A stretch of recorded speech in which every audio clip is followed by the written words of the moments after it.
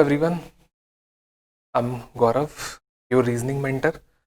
बहुत दिनों से आप लोग बहुत वेट कर रहे थे कि गौरव सर की क्लासेस नहीं हो पा रही हैं, तो जल्दी से आज मैंने आपके लिए बहुत ही स्पेशल क्लास आज स्टार्ट कर दी है एसबीआई पीओ के लिए। बहुत सारे लोग वेट कर रहे थे एसबीआई, तो आज एसबीआई पीओ के रिगार्डिंग मैं बताने जा रहा हूँ कि रीजनिंग का क्या रोल है, क्या इम्पोर्टेंस है, और प्री में और मेंस में क्या रहता है रीजनिंग का, ये आपको आज की क्लास में मैं बताने वाला हूँ। और रीजनिंग का कैसे हम इम्प्रूव कर सकें। देखिए, हर साल एसबीआई आपका एग्ज़ाम करा रहा है, आपको पता होगा, क्लियर है कि आपके सामने इस समय प्री का एग्ज़ाम एसबीआई ने डिक्लेयर कर दिया है, और इसको जैसे ही आप क्वालिफाई करेंगे इसके बाद तुरंत बाद आपको मेंस मिलेगा। तो एक बहुत गोल्डन अपॉर्चुनिटी है आप सभी के लिए कि आप एसबीआई को क्रैक कर सकते हैं। ये बहुत लोगों का सपना होता है, यहाँ तक कि जो बैंक की जॉब कर रहे होंगे उनमें से भी बहुत सारे लोग ऐसे होंगे जो एसबीआई का फॉर्म भरेंगे। चलिए आइए हम लोग स्टार्ट करते हैं और कुछ चीज़ें आपको बताते हैं कि एसबीआई के बारे में क्या क्या चीज़ है, क्या क्या नॉर्म्स हैं जिसके चीज़ के थ्रू क्वालिफाई कर कर आप एसबीआई में एक एज अ पीओ बन सकते हैं, as a probationary officer join कर सकते हैं। तो आप देख सकते हैं इंपॉर्टेंट डेट्स के बारे में कुछ चीज़ें यहाँ पर आपके सामने क्लियर करी गई हैं। जैसा पहला पार्ट में आप देख रहे हैं, क्लियर है कि एसबीआई का 13 नवंबर से डेट स्टार्ट है। 13 नवंबर से आप देख सकते हो कि फॉर्म भरने की डेट स्टार्ट है, क्लियर है। और एग्ज़ाम डेट नोटिस करिएगा 31 दिसंबर 2020 में, दैट मीन्स कि इस साल का आखिरी दिन, क्लियर है। और एसबीआई ने डेट दे दी है। ये एग्ज़ाम हर साल अप्रैल में होता था, लेकिन इस बार कोविड-19 की वजह से एसबीआई का एग्ज़ाम इतना डिले हो गया, क्लियर है। आपको पता होगा एग्ज़ाम में प्री होगा, जो लोग प्री क्वालिफाई कर लेंगे उनके लिए नोटिस करिए मेंस की डेट है। आपके सामने फोर्थ वाले कॉलम पे आप देख सकते हैं कि मेंस की डेट भी आपके सामने दी हुई है। मेंस की डेट 29 जनवरी है। ये डेट आपको प्री मेंशन है। जो ये दो एग्जाम्स क्वालिफाई करेगा, पहला एग्जाम प्री है, प्री एग्जाम क्वालिफाई करने के वाले कैंडिडेट्स मेंस में जाते हैं, मेंस एग्जाम के साथ क्वालिफाई करने वाले लोग आपका डिस्क्रिप्टिव एग्जाम में आएंगे। तो आगे बढ़ते हैं और आपको बताते हैं कि कैसे करा जाए, लास्ट डेट क्या है, इसको कैसे करा जाए। और सबसे अच्छी बात आप नोटिस करिए, 8th पॉइंट पे लिखा हुआ है, एसबीआई ने बाकायदा मेंशन कर रखा है, आपके सामने है, क्लियर है कि मार्च लास्ट वीक में एसबीआई का फाइनल रिजल्ट डिक्लेयर हो जाएगा। नोटिस करिए, एसबीआई ने कोविड-19 की वजह से थोड़ा सा डिले जरूर हुआ है, लेकिन उसको पता है कि इस फाइनेंशियल ईयर से पहले मुझे इतना रिक्रूटमेंट करना है, तो वो आपके लिए 100% होगा, ये आप सब जानते हैं। तो जल्दी से आगे बताते हैं आपको क्या क्या बेनिफिट्स होने वाले हैं एसबीआई में। ठीक है, एसबीआई का जो बेसिक पे सैलरी है वो 27,620 है, बहुतों को लग रहा होगा, लेकिन इसके अलावा जो एक्स्ट्रा बेनिफिट्स हैं वो आप सामने देख सकते हैं। आपके सामने बहुत सारे, क्लियर है, सीसी अलाउंस अलग है ना, फर्नीचर अलाउंस अलग है, 1,20,000 रुपए का आपको फर्नीचर अलाउंस मिलेगा। इसके अलावा पेट्रोल अलाउंसेज हैं। तो इतने सारे अलाउंसेज हैं जिनको देखकर आपका जो सैलरी स्ट्रक्चर है अप्रोक्सीमेटली 60,000 पार हो जाता है।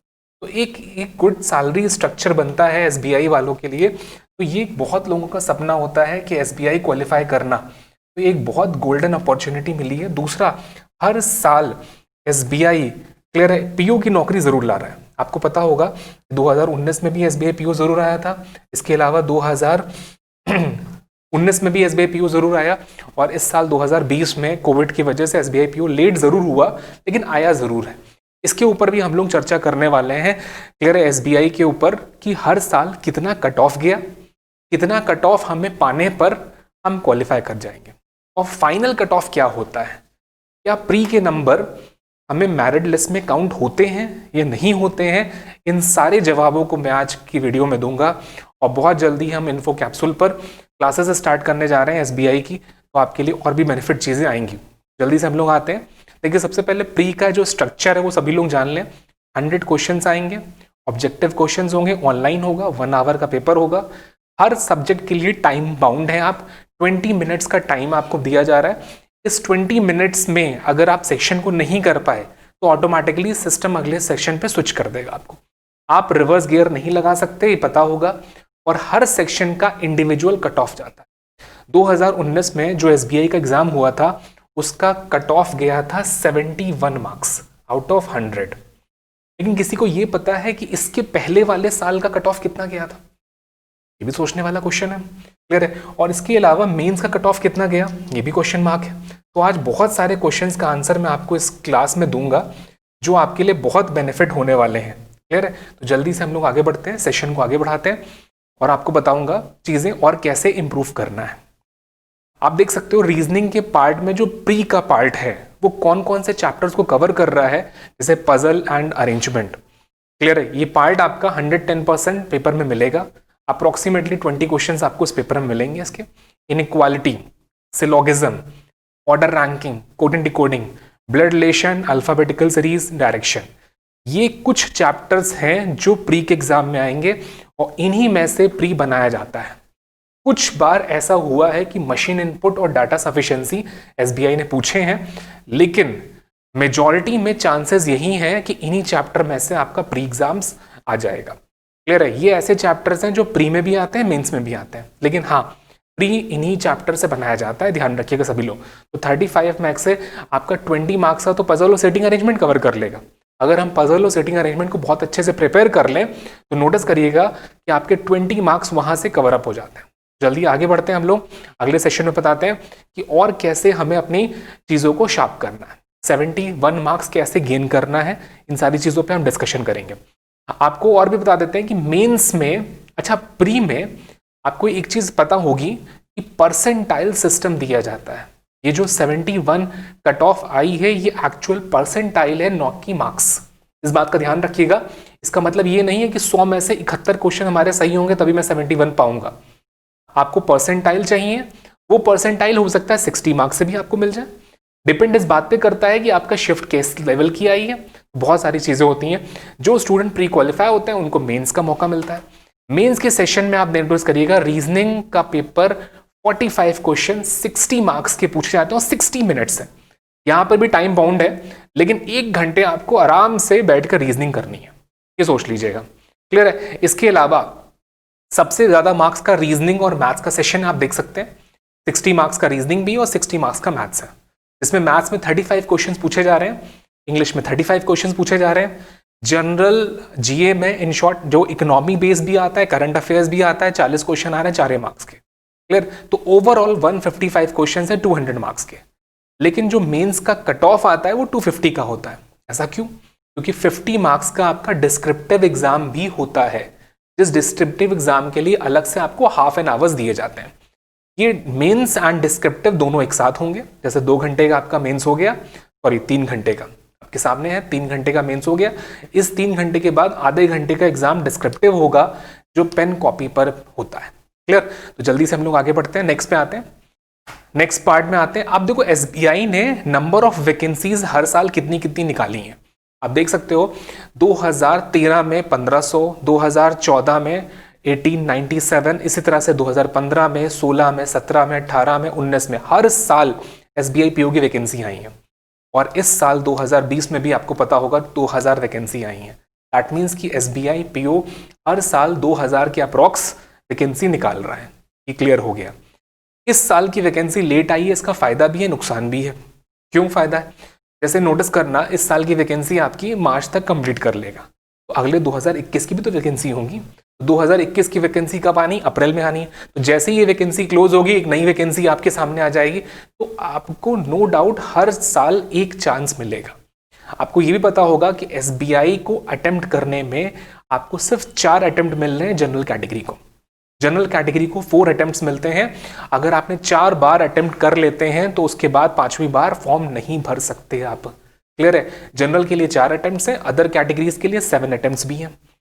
तो ये भी पता होना चाहिए। और हर साल एक बार एसबीआई पीओ जरूर आता है 2000 वैकेंसी के साथ। बहुत सारे लोग ये कह रहे थे कि सर क्लर्क में वैकेंसी ज्यादा होती हैं, पीओ में कम होती हैं। ऐसा नहीं है। आपको बता देता हूं 2019 में 8500 एसबीआई क्लर्क में वैकेंसी आई है, लेकिन वो 8500 वैकेंसी पर आप एप्लीकेबल नहीं है, क्योंकि क्लर्क की वैकेंसी स्टेट वाइज डिवाइड हो जाती है और पीओ की वैकेंसी स्टेट वाइज डिवाइड नहीं होती है। तो एसबीआई पीओ में अगर 2000 वैकेंसी आई है तो ये बात समझ लीजिएगा 2000 पर आप एप्लीकेबल हैं। लेकिन अगर क्लर्क में, एसबीआई क्लर्क में अगर 8500 वैकेंसी आई हैं तो आप जिस स्टेट को बिलोंग कर रहे हैं, फॉर एग्जाम्पल जिस स्टेट को बिलोंग कर रहे हैं उस स्टेट में कितनी वैकेंसी है, आप उतने उसी वैकेंसी पर एलिजिबल हैं। फॉर एग्जाम्पल आप यूपी को बिलोंग कर रहे हैं तो आप यूपी के स्टेट वैकेंसी कितनी है उस पर ही एप्लीकेबल हैं, बाकी सारी वैकेंसीज पर आप अप्लाई नहीं कर सकते। ये ध्यान रखिएगा सभी लोग। तो इन शॉर्ट पीओ में वैकेंसी ज्यादा है, क्लर्क में वैकेंसी कम है, ये ध्यान रखिएगा सभी लोग। तो पीओ क्वालिफाई करना ज्यादा इजी होगा क्योंकि नंबर ऑफ वैकेंसी अगर ज्यादा है तो ऑब्वियस सी बात है हमारी चांसेस ज्यादा है क्वालिफाई करने की।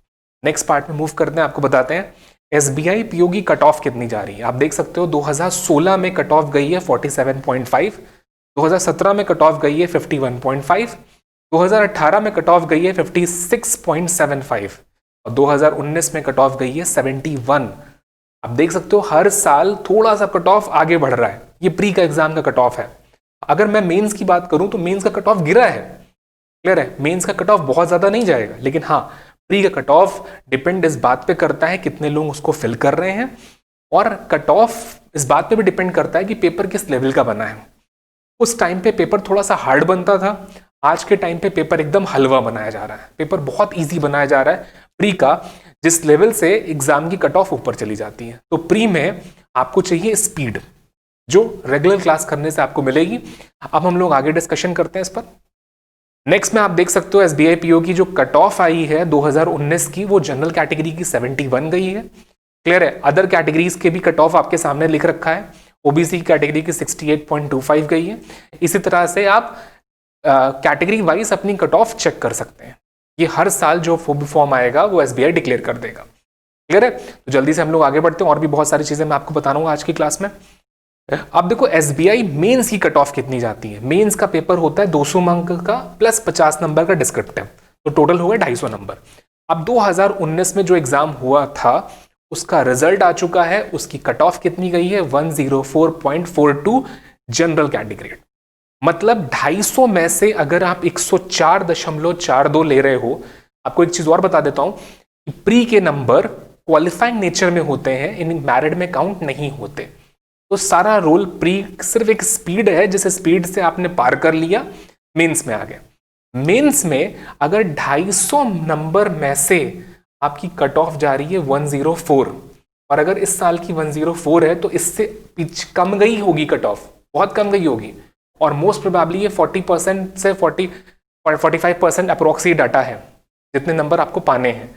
तो आपके लिए सबसे अच्छी बात यह है कि कम नंबर पाकर आप मेंस क्वालिफाई कर सकते हैं। मेंस का सारा रोल इस बात पे डिपेंड करता है कि उस पार्ट में आपकी कितनी डेप्थ नॉलेज है।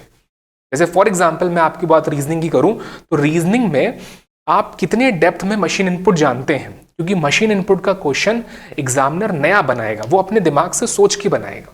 तो कितनी डेप्थ में आप उसकी नॉलेज है ये उसी पर ही डिपेंड करता है कि आप एग्जाम का क्वेश्चन टच कर पाएंगे कि नहीं कर पाएंगे। तो डेप्थ नॉलेज का सारा रोल होता है, ये ध्यान रखिएगा।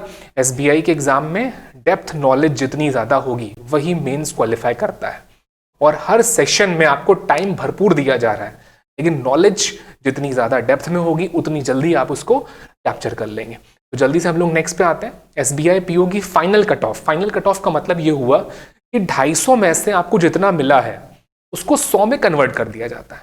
अब 100 में से कन्वर्ट कर दिया गया तो आप नोटिस करिए 54.11 मार्क्स गया है जनरल कैंडिडेट का। जनरल कैंडिडेट का 54.11 कैटेगरी गया है। इतने मार्क्स क्वालिफाई करने पर एसबीआई में नौकरी मिल गई, एज अ पीओ बन गए।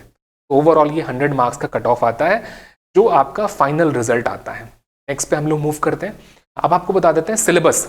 सिलेबस क्या है हमारा रीजनिंग के पार्ट में, किस किस पार्ट को अगर हम तैयार कर लें तो और अच्छा हो जाएगा। जैसे अल्फाबेटिकल सीरीज के आप नोटिस करिए प्री में क्वेश्चंस मिलेंगे, अल्फाबेटिकल सीरीज प्री में मिलेगा आपको, लेकिन मेंस में नहीं आएगा। मेंस में अगर आएगा भी तो 1 मार्क्स का आएगा, 2 नंबर का आएगा मुश्किल से, लेकिन प्री में 5 नंबर का पूछा जाता है। यहाँ तक कि क्लर्क प्री में तो 10 नंबर का पूछा जाता है। तो दैट मीन्स कि अल्फाबेटिकल सीरीज आपके लिए प्री में तो कीमती है, लेकिन मेंस में 1 नंबर या 2 नंबर का पूछा जा सकता है। इसी तरह से ब्लड रिलेशन हो गया, डायरेक्शन हो गया, ऑर्डर रैंकिंग हो गया।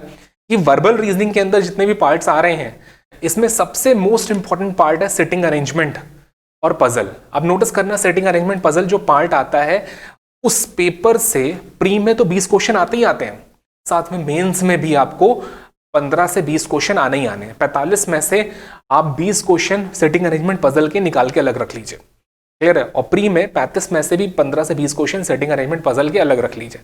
ये दो पार्ट ऐसे हैं जो आने ही आने हैं, और जो जितना अच्छा सेटिंग अरेंजमेंट पजल बना लेगा उसको उतना बेनिफिट होगा, ये ध्यान रखिएगा। लेकिन हर बार SBI, IBPS जितने भी एग्जाम्स हैं, ये हर बार एक नई पजल को डेवलप करते हैं। खासकर मेंस में कुछ ऐसा कर जाते हैं जो सोचा भी नहीं होगा। इसके अलावा अगर मैं मशीन इनपुट पे बात करूं तो मशीन इनपुट, डिसीजन मेकिंग, ये ऐसे चैप्टर्स हैं, डाटा सफिशिएंसी, जो मेंस में पूछे जाते हैं। इनका प्री में नहीं पूछा जा रहा है, लेकिन 2017 में SBI ने ही मशीन इनपुट और डाटा सफिशिएंसी को प्री में पूछ लिया था। इसीलिए 2017 में नोटिस करिए प्री की कट ऑफ नीचे गई है, कम गई है। अगर SBI चाहेगा कि प्री की कट ऑफ हमें कम रखना है तो वो कुछ ऐसे चैप्टर्स को इंट्रोड्यूस कर देगा जो प्री में नहीं आते हैं, ऑटोमेटिकली कट ऑफ नीचे गिर जाएगी, क्लियर है। लेकिन अगर वो चाहेगा कि कट ऑफ ज्यादा ही रहे तो वो इन चैप्टर को दूर रखेगा। मशीन इनपुट हो गए, डाटा सफिशिएंसी हो गए, डिसीजन मेकिंग हो गए, ये मेंस के टॉपिक है। इसके अलावा assumption, course of action, argument, cause and effect, statement conclusion, ये लॉजिकल रीजनिंग का हिस्सा है और ये टोटल मेंस में आता है। यहां तक कि अगर हम 2-3 साल पहले चले जाए तो क्लर्क मेंस में लॉजिकल का हिस्सा नहीं आता था, लेकिन आज के टाइम पर क्लर्क मेंस हो चाहे वो PO मेंस हो, लॉजिकल का आना ही आना है। 45 मार्क्स का अगर पेपर है आपका तो 45 में से तो 20 क्वेश्चन तो भैया पजल के अलग कर दो, अलग कर दिए। उसके अलावा 10 से 12 क्वेश्चन आपके लॉजिकल के आने ही आने हैं। अब आप सोचिए 20 क्वेश्चन हमने पजल के अलग कर दिए, 10 से 12 लॉजिकल अलग कर दिए, तो बचा क्या?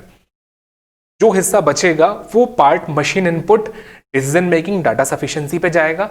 अब इसके बाद अगर कुछ बचेगा तो कोडिंग, डिकोडिंग, सिलॉग्स, इनइक्वालिटी की बारी आती है। एक चीज हमेशा ध्यान रखिएगा, क्लियर है, कि एग्जामिनर जो पार्ट फिक्स कर रहा है इसका मतलब वो पार्ट कहीं ना कहीं ज्यादा वैल्यू रखता है एग्जाम हॉल में, ध्यान रखिएगा। तो ये सारी चीजें आज की क्लास में मैंने आपको डिस्कस करी हैं, जो मैंने आपके लिए बहुत इंपॉर्टेंट है, क्लियर है। तो हम लोग आगे बढ़ते हैं, क्लियर है। आप अगर टेलीग्राम चैनल पे मेरे से नहीं जुड़े हैं तो आप टेलीग्राम पे जुड़ सकते हैं मुझसे, @Gaurav_reasoning करके ये टेलीग्राम चैनल है, यहाँ पे आप मुझसे जुड़ सकते हैं।